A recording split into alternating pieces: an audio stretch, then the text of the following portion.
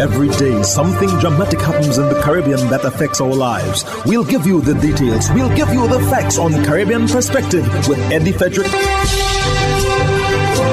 How's Eddie Frederick? So glad you can join us. Will you be willing to pay a fee to get vaccinated? This story takes the lead in today's edition of Caribbean Perspective for Monday, 6th September 2021. Details when we return. Hubbard's big promotion is back. Live free for 1 year. Spend $50 or more in any Hubbard's department and receive a chance to win big prizes every month. Property or vehicle insurance for 1 year. Free internet, cable and data for 1 year. Free fuel for 1 year. Free cooking gas for 1 year. Free electricity for 1 year. Free drinks for 1 year. Extra cash account and the big free groceries for 1 year. Promotion runs from April 1st to September 30th, 2021. Live free for 1 year with Hubbard's in association with Solgas, Flow, Grenadian General Insurance, Carib Brewery, Coca-Cola, Grenada Bottling Company, Grenlec, Communal Cooperative Credit Union, Dutch Lady Milk, Promo, Danny and Supreme. Terms and conditions apply.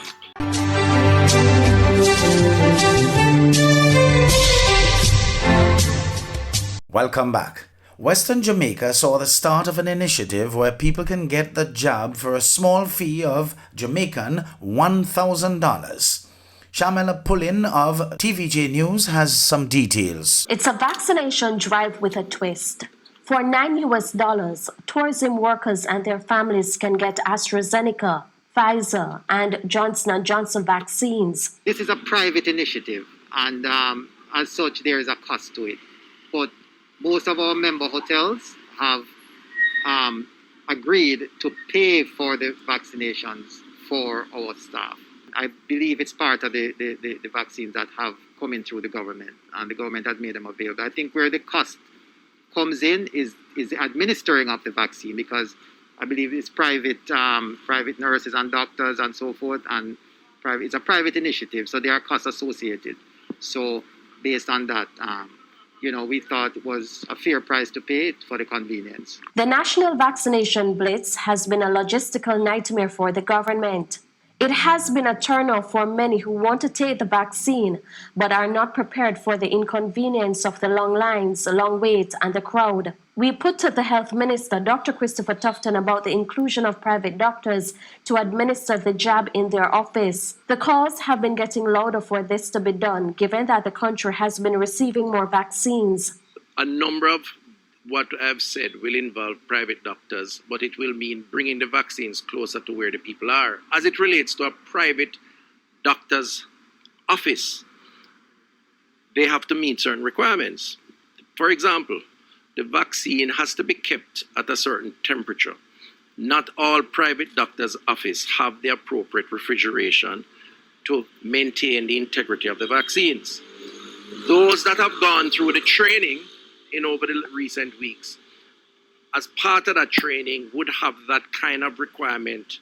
And once they meet that requirement, because it also involves inspecting those facilities, then they will be given the opportunity to administer the vaccine. In places like Negril, where residents from Westmoreland and Hanover depend heavily on tourism for their livelihood, getting vaccinated is seen as important, as the tourism winter season is just a few months away.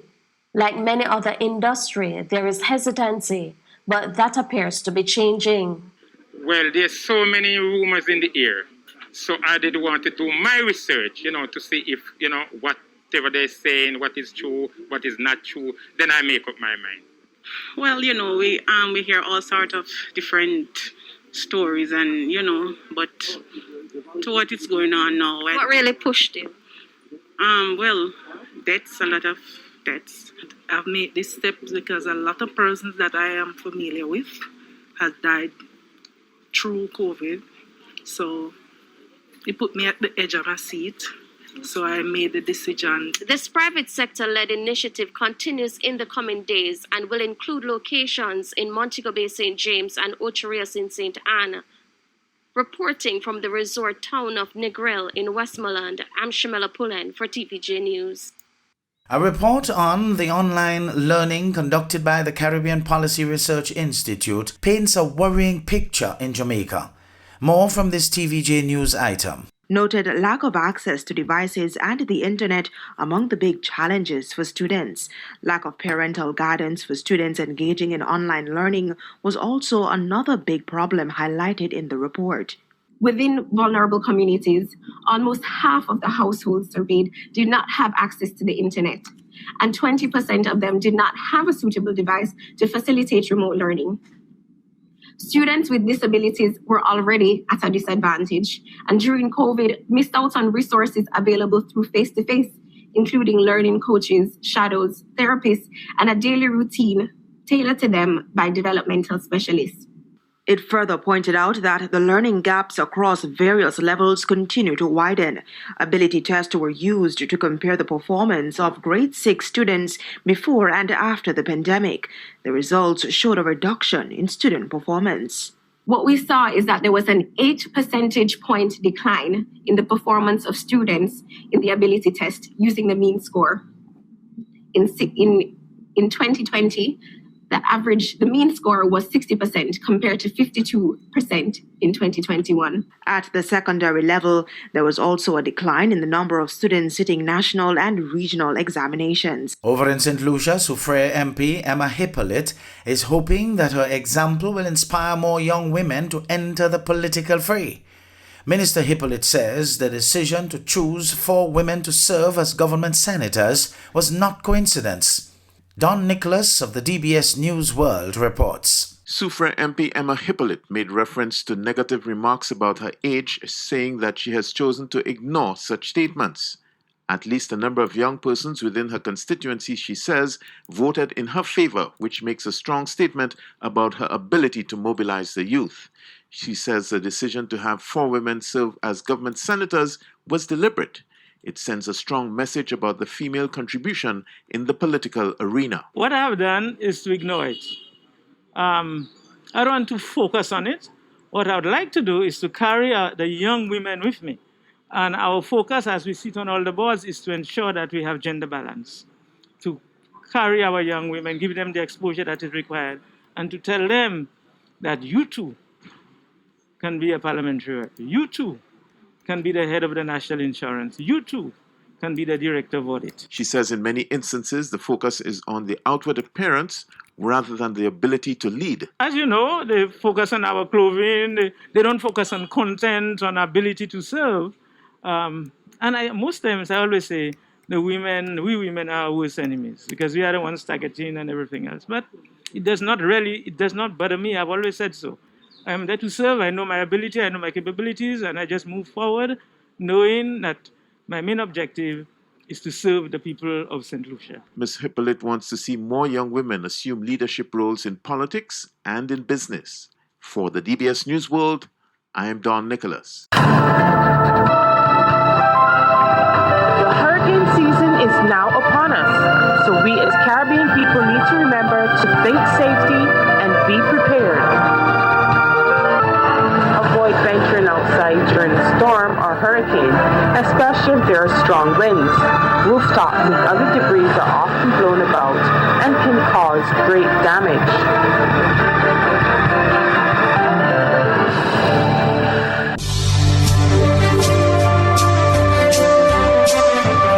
You're listening to Caribbean Perspective with Eddie Frederick.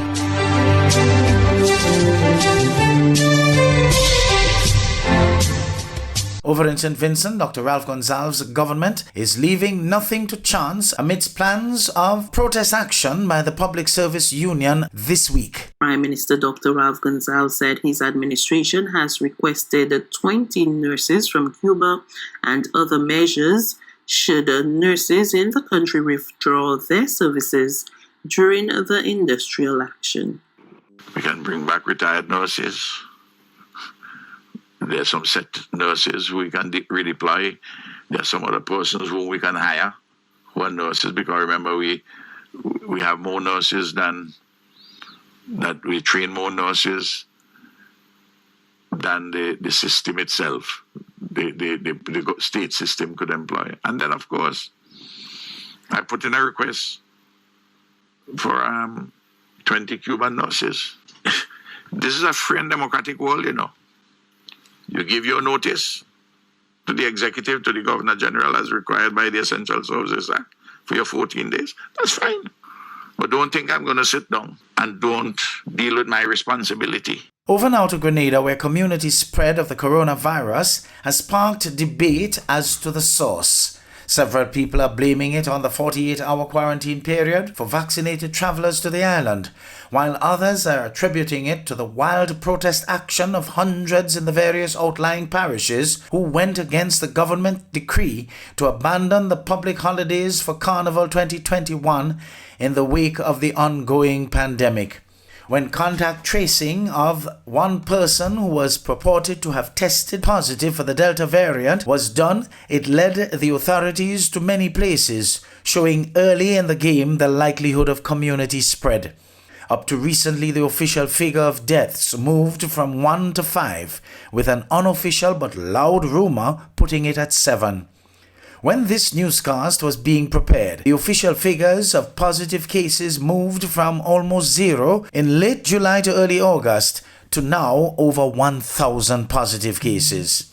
It is instructive to note that most of the cases are asymptomatic, with a few exhibiting mild symptoms. A former chief medical officer, Dr. Francis Martin, now a private voice in the community that the majority of people have called for to champion the public relations efforts of this pandemic, advised via Carib Update's Pandemic Response Program the following regarding how long this community spread is likely to last before we can see some flattening of the curve and what locals can do to assist. From an epidemiological standpoint, I believe it would take a few weeks really well, maybe about 3 months or so, for us to, if we do what we really need to do right, for us to see the back side of that sloping curve. And that will depend a lot on how willing people are to do the only 4 things we know can be done to keep COVID away. It's only 4 things that we know, and one is an additional benefit. So what has to happen is, first of all, there must be a national consensus on it. The average citizen and all citizens of our country must right now look themselves in the mirror and says, this is my time to take my part and do what I can do to curb COVID. And after you do this, you start asking yourself, what can I do? And here is what you can do. Continue to wear your mask properly, because that is what we've seen stops COVID. Continue to wash your hands and sanitize your hand, because that is how COVID stops going from one place to the other. And then have a healthy respect for distancing where possible, because that is what we know can be used to stop COVID. So, in other words, riding a bus cannot cause you to get COVID. It is riding on a bus without a mask that makes you get COVID. It's riding on a bus and not having hand sanitizer is what causes you to get COVID. The 2 other things I would want to urge, first of all, is that people practice good diet, eat well, sleep well, drink lots of water, and make sure you have vegetable soup at home. Your bright colored foods, sometimes it's difficult to eat the bright colored foods, but if you can eat it in the vegetable soup type, it can help you to get really, really better. Unfortunately for us, we now have a 5th tool, which is the vaccinations, and that vaccination is a very good option for persons to choose when we want to get over this pandemic. As I've said before, vaccination is not the only way out of a pandemic. There are other ways out of the pandemic, but vaccination is the simplest, the easiest, and the most practical way for us to get out of the situation exactly as it is now. So vaccination is the simplest, the easiest, and the most practical way to get out of the situation and get our lives back together as soon as we can. That was former Chief Medical Officer and local Grenadian medical giant, the affable Dr. Francis Martin, ending that update on Grenada's current situation regarding COVID-19. Did you know that your friends and family can now shop at the Food Fair from anywhere in the world, and you can receive here in Grenada? The Food Fair and GrenadaMarket.com now make it possible through secure online shopping and personalized customer service. Simply send your loved ones a list of your preferred items or let them fill an online basket, and the items will be available for pickup or delivery. Visit GrenadaMarket.com or thefoodfair.gd today for more details. The new norm. Spread the news.